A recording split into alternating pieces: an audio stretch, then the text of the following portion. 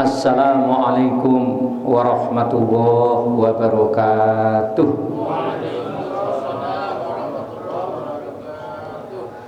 Alhamdulillahirabbil alamin. Wassalatu wassalamu ala khatamil anbiya'i wal mursalin Nabiyyina Muhammadin wa ala alihi wa sahbihi ajma'in.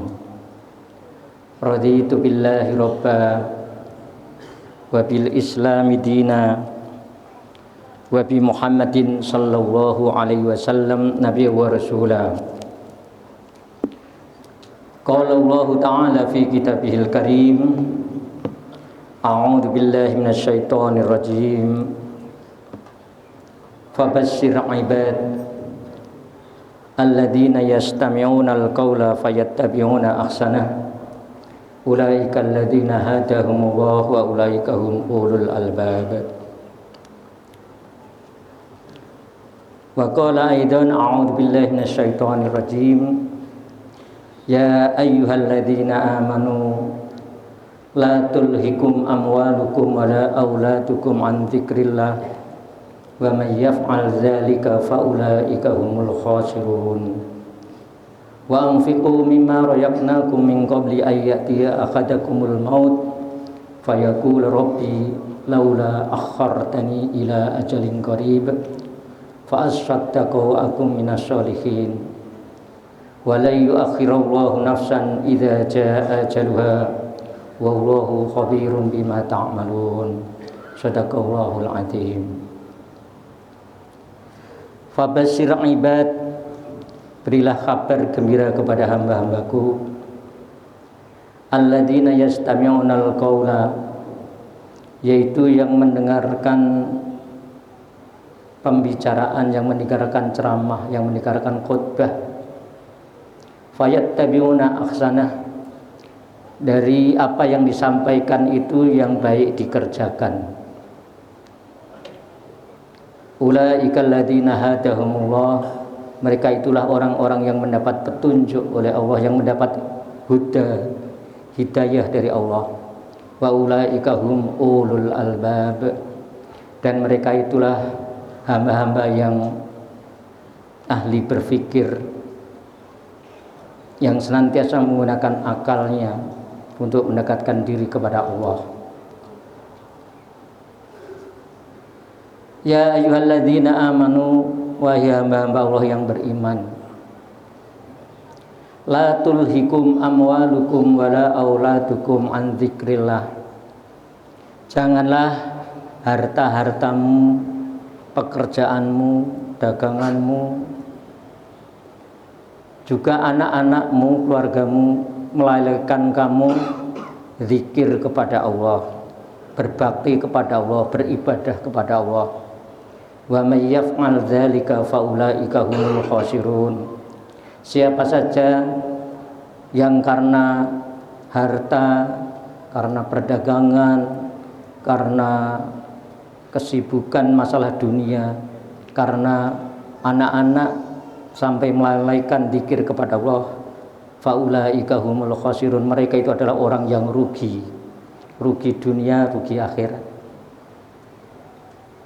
Wa anfiqu mimma razaqnakum min qabli ayyati ahadukumul maut, dan kalian apabila telah berusaha, bekerja, dagang dan seterusnya mendapatkan rezeki, maka infakkan sebagian dari rezeki yang dikaruniakan Allah kepadamu. Jangan sampai setelahnya ajal datang baru teriak sama Allah, ya Rabbi laula akhartani ila ajalin qarib, ya Rabb tolong ditunda sebentar saja kematianku, tolong ditunda sebentar saja, qarib banyak mintanya sedikit. Kalau udah Israel datang, sakaratul maut datang, teriak sama Allah, ya Rabbi laula akhartani ila ajalin qarib, tolong tunda kematianku. Apa terusnya? Fa asaddaqa wa akum minas sholihin, saya akan sedekah ya Allah, hartaku ini akan tak habiskan untuk sedekah agar aku masuk menjadi hambamu, orang-orang yang soleh. wa la yu'akhirullahu nafsan idza jaa ajaluha. Tapi apabila ajal itu sudah datang, maka tidak ada lagi tawar menawar, tidak bisa maju, tidak mundur. Kematian datang sudah nggak bisa ngapa, tapi Allah langsung menyampaikan,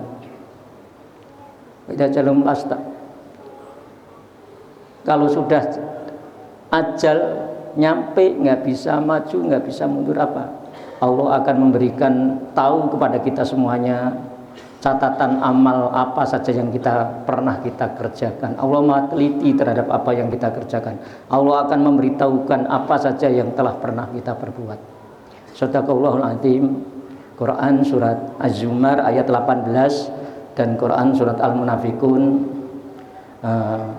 ayat yang terakhir, 3 terakhir, 18, 19, 20. Ma'asyiral muslimin, kuliah ini saya teruskan dari kuliah subuh yang lalu. Pernah Bapak Ibu dengar cerita Bahlul? Bahlul, kalau Bapak Ibu menurut pengertian selama ini apa? Bahlul itu apa, Pak? Ya? Kan? Bego. Jadi Bahlul itu bego, goblok, tolol, kira-kira begitu ya. Tapi tahu nggak, dalam kisah ini ternyata Bahlul itu ulama besar, dan beliau hidup pada zaman Khalifah Harun ar-Rasyid, dinasti Abbasiyah. Nah, kenapa kok beliau itu dipanggil sampai panggilannya Bahlul?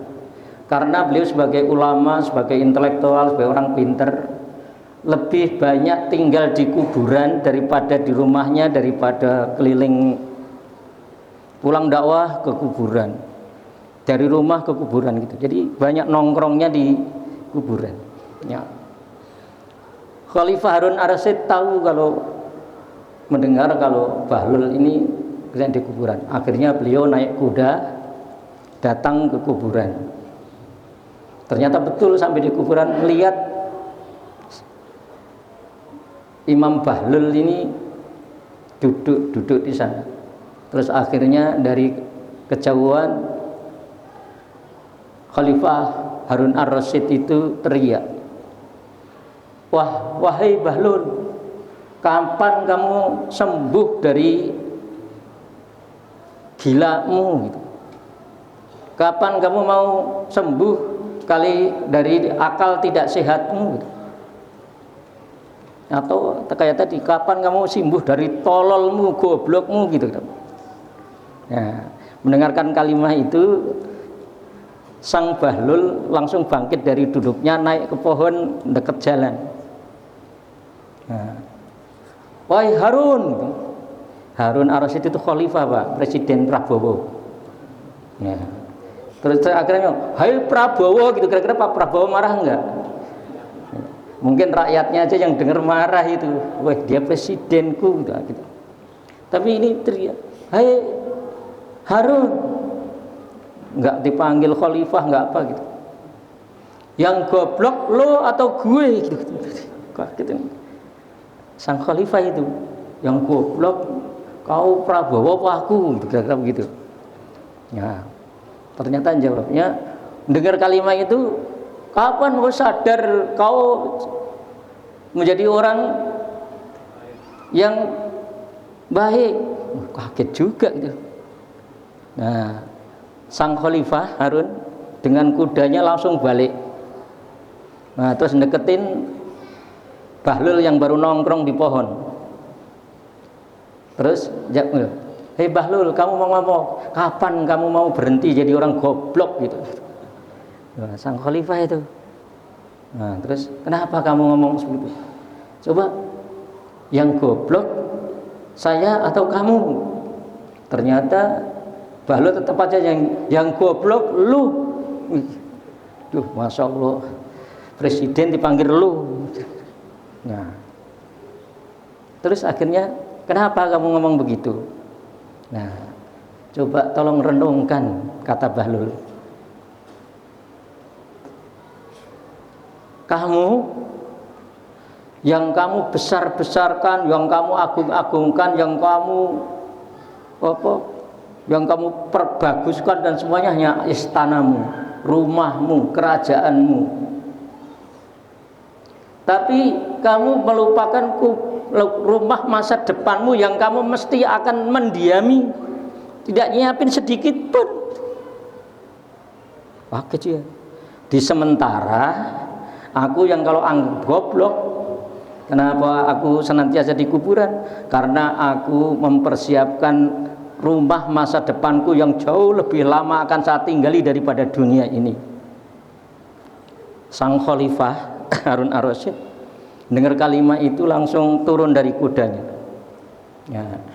Kira-kira sang Bahlul dikeplak atau dirangkul, Pak? Ya. Ternyata sang Bahlul akhirnya dirangkul. Kamu turun-turun sini-sini. Ternyata langsung jawabnya, kamu benar. Kamu benar. Ya, yang goblok saya. Ya. Terus apa yang terjadi? Tolong berikan aku nasihat lagi. Jangan hanya nasihat yang itu. Saya lupa mempersiapkan rumah masa depan, tapi yang saya baguskan, yang saya perbaiki hanya istana, hanya kendaraan, hanya kebun, hanya terus gitu aja masalah dunia. Tapi lupa dengan masa depan. Nah, terus akhirnya Bahlul bilang, wahai Khalifah, cukuplah Al-Quran itu sebagai pedoman hidupmu dalam memimpin, dalam berumah tangga, dalam bermasyarakat. Insya Allah kalau Quran itu kamu pegang teguh, kamu baca, kamu pelajari dan kamu amalkan, insya Allah duniamu hasanah, akhiratmu hasanah. Insya Allah rakyatmu, negaramu menjadi mulia, nanti semuanya rakyatmu, masyarakatmu masuk surga semua. Masya Allah. Ini ternyata pengaruhnya raja kalau ngerti agama bagus loh Pak sebenarnya. Tapi nggak tahu Pak Prabowo ngerti agama apa enggak, saya nggak tahu. Ya. Tapi ini nasihat bagus. Nah, terus akhirnya sang Khalifah bilang apa? Udah, kalau kamu udah memberikan nasihat yang itu sudah nggak akan kau tambah, tolong kamu usahakan ada permintaan buat aku. Insya Allah permintaanmu tak penuhi, saya ini raja. Nah, gak kesem. Nah, terus, oh aku nggak perlu, nggak, tapi minta tolong. Kamu mintalah sama saya. Sekali-sekali aku tak berbuat baik sama kamu, sama engkau wahai Bahlul. Terus akhirnya kalau itu yang kamu minta, saya minta 3 permintaan. Yang pertama, tolong umurku nanti diperpanjang. Kira-kira Bapak jadi presiden, sanggup nggak tuh Pak? Ya. Ternyata sang Khalifah langsung jawab, langsung tunduk. Saya nggak bisa, saya nggak mungkin itu memperpanjang umurmu. Ya, nggak bisa. Ya udah, kalau nggak bisa yang kedua, nanti kalau malaikat sudah dekat ke saya Israel, terus assalamualaikum, terus pamit mau nyabut nyawa saya, tolong ditahan, tolong ditunda, jangan boleh. Sanggup nggak itu Pak? Nggak bisa. Tadi ayat yang terakhir tadi, apabila ajal sudah datang maka tidak bisa maju, tidak bisa mundur. Terus ya udah, kalau nggak bisa yang kedua, yang ketiga saja. Ya. Yang ketiga yaitu sekiranya aku nanti ternyata dimasukkan ke neraka karena aku jujur, walaupun aku sudah berusaha untuk kayak apa, maksiatku masih lebih banyak dibandingkan amal solehku. Kesalahanku masih jauh lebih banyak dibandingkan ibadahku. Nah, tolong aku nanti kalau mau dimasukkan ke neraka, tahan dan masukkan aku ke dalam surga. Nah, terus akhirnya ternyata apa? Sang Khalifah tetap aja jawab, aku tidak bisa, nggak sanggup itu. Minta maaf, itu dalam semuanya di luar kekuasaanku. Nah, terus Akhirnya ketahuilah wahai Harun, walaupun kau itu berkuasa, ingat bahwa engkau itu senantiasa dikuasai oleh Yang Maha Khalik. Kamu walaupun kuasa kayak apa, tidak ada kekuasaan apa-apa di hadapan Allah. Karena apa? Statusmu adalah abd, abdi di hadapan Allah. Nah, dek juga gitu dengar kalimat itu langsung, ya Allah, iya. Kemuliaan raja hanya sementara, tapi di hadapan Allah tergantung ibadah dan amal soleh. Nah, untuk itu bapak-bapak yang saya hormati, Ramadan ini ayo kita punya target. Ada Ramadan ini itu ada ibadah yang insya Allah sepanjang tahun kita sanggup dan bisa. Hanya perlu kober sama bener. Yang pertama apa? Yang pertama, baguskan ibadah sholat kita, perbaiki ibadah sholat kita. Sholat itu kunci mulia dunia, kunci mulia akhirat. Kunci, pengen masuk surga tidak ada kunci lain kecuali, tidak ada kunci yang lebih mendahulukan kecuali sholat. Sehingga kalimatnya, sabdanya Rasul, awwalu ma yuhasabu bil abdu yaumal qiyamah fa in salukat salukat sairu amalihi wa in fasadat fasadat sairu amalihi. Permulaan nanti yang dikisap oleh Allah di hari akhir, di yaumil qiyamah, yaitu sholat. Kalau sholatnya bagus, semuanya menjadi bagus. Kalau sholatnya jelek, semuanya akhirnya menjadi jelek. Ayo kita tolong sholat kita. Satu, ukuran khusyuk, sudah khusyuk atau belum? Kalau belum, ayo bagaimana caranya bisa khusyuk? Caranya bisa khusyuk, yang pertama yaitu apa? Apa yang kita ucapkan kita tahu maknanya semuanya. Yang kedua, kita hati-hati dengan waktu. Kalau sudah dengar Allahu Akbar, tandanya Allah sudah manggil kita, kita cepat-cepat datang. Terus yang ketiga, kita kerjakan dengan tumak ninah. Jangan sholatnya hanya jengkang-jengking, pedang-peding gitu. Dengan tumak ninah. Maka usahakan dengan jamaah. Insya Allah kalau jamaah, insya Allah mesti tumak ninah. Tapi ada sekarang yang jamaah juga tumak ninah ya. Ngeliatin di tarawih kan ada yang enggak tumak ninah. Karena tarawih berapa rakaat tapi hanya berapa menit, itu namanya tidak pakai tumak ninah. Ya. Jadi tumak ninah. Terus yang berikutnya untuk bisa khusyuk itu ucapan kita itu ini dimen-menkan. Maksudnya mau gini, Allahu Akbar. Ya kalimatnya yang khusyuk begitu, jangan Allahu Akbar. Sami Allahu liman hamidah. Allahu Akbar. Enggak ada takzimnya. Subhanakallahumma Rabbana wa bihamdika Allahumma ighfirli. Sewaktu kita ini ngomong Allahumma ighfirli, ya Allah ampuni aku, gitu itu sampai hati beneran. Jadi tolong. Terus kita usahakan Pak, kalau udah jamaah begini, itu usahakan soft kita yang paling bagus, harus rapat lurus, karena itu menyempurnakan seluruh ibadah sholat kita. Yang tidak khusyuk menjadi khusyuk, yang tidak tertib menjadi tertib, semuanya karena ditutup dengan soft. Terus apa? Kalau kita ke masjid dijamin berangkat kita, pulang kita mesti surganya Allah, masya Allah. Nah, jadi itu. Yang kedua, banyak-banyak istighfar. Pengen kita mendapatkan Lailatul Qadar, banyak-banyak istighfar. Ya. Tadi yang sholat, coba jadikan Ramadan ini semuanya sholat kita kerjakan Pak. Yang wajib berjamaah di masjid, sholat sunnah kita kerjakan semuanya, termasuk duha. Usahakan mumpung ketemu Ramadan. Jadi dilipat ke bulan ibadah ini. Ya, yang kedua, banyak-banyak istighfar. Terutama juga istighfar untuk kedua orang tua. Kita jadikan orang tua kita harus masuk surga karena kita. Jadi insya Allah kita sebagai anak bisa mengangkat orang tua ke surga. karena mulianya kita di hadapan Allah.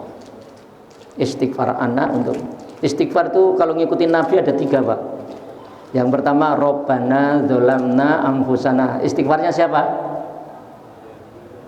Nabi Allah Adam alaihissalam. Terus yang kedua istighfarnya la ilaha illa anta subhanaka inni kuntu minadz-dzalimin. Istighfarnya siapa? Nabi Yunus. Nah, istighfarnya Nabi ini kita jadikan zikir. Terus yang ketiga istighfarnya Nabi siapa? Rabbighfirli wali walidayya walil mu'minina yauma yakumul hisab. Istighfarnya siapa?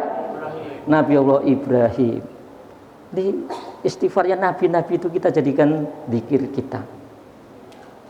Nah, istighfarnya Rasulullah yang paling banyak. Astagfirullah wa atubu ilaihi astagfirullahal azim alladzi la ilaha illal hayyul qayyum wa atubu.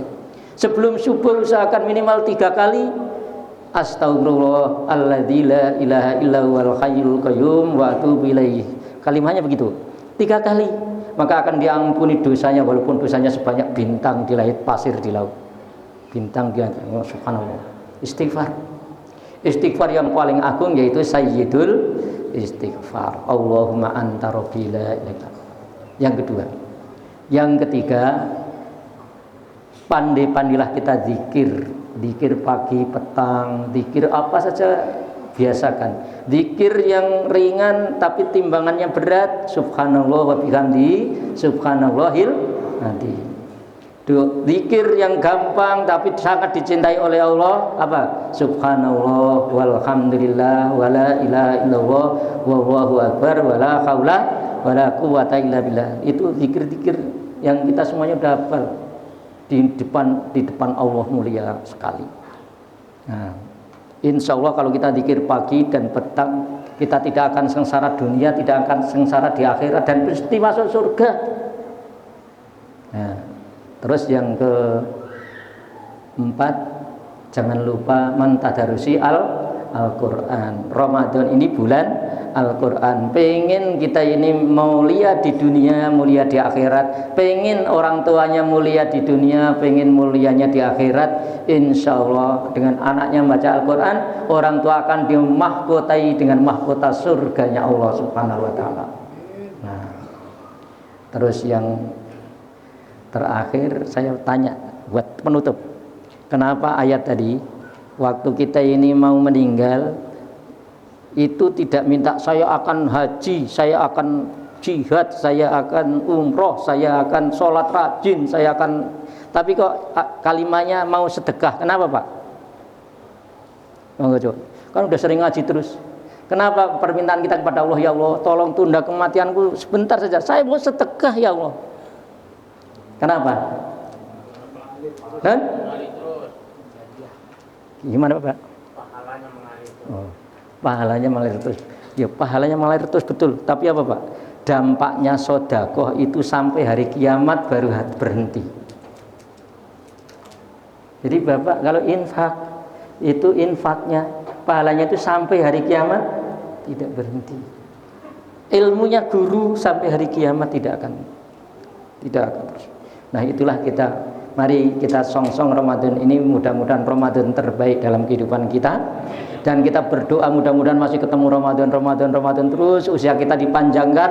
Tapi kalau sekiranya Ramadan ini Ramadan yang terakhir, mudah-mudahan tidak ada ganti lain kecuali ampunan dan surganya Allah Subhanahu Wa Taala. Kita tutup dengan kafaratul majlis. Subhanakallahumma wa bihamdika asyhadu an la ilaha illa anta astaghfiruka wa atubu ilaik. Kita akhiri bersama dengan baca hamdalah. Alhamdulillahirabbil alamin. Assalamualaikum warahmatullahi wabarakatuh.